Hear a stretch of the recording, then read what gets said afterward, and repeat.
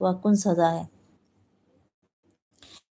یہ ایک بڑی خوفناک آیت ہے جس میں ان لوگوں کو ہمیشگی کے عذاب کی دھمکی دی گئی ہے جو اللہ تعالیٰ کے مقرر کیے ہوئے قانون وراثت کو تبدیل کرتے ہیں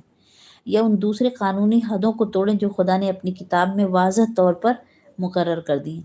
لیکن سخت افسوس ہے کہ اس قدر سخت وعید ہوتے ہوئے، اس قدر سخت سزا اللہ تعالیٰ نے بیان کے اس کے باوجود بھی ہم دیکھتے ہیں مسلمانوں نے بلکہ یہودیوں کسی جسارت کے ساتھ خدا کے قانون کو بدلا اور اس کی حدوں کو توڑا ہے۔ ہم دیکھتے ہیں پورے معاشرے میں بھائی کو تو حق ملتا ہے، بہنوں کو کوئی حق نہیں ملتا، سے محروم سمجھی جاتی ہے، اس کو لگتا ہے کہ اس کا میکہ چھوٹ جائے گا۔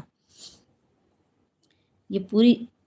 امت میں جسارت ہو رہی ہے، بہت کم لوگ ہیں جو اسی حصے کو دیتے ہیں اور گویا کہ وہ ناجائز مال کھاتے ہیں اور وہ ان کی اولاد اس طرح پورے میں یہ حرام مال شامل رہتا ہے۔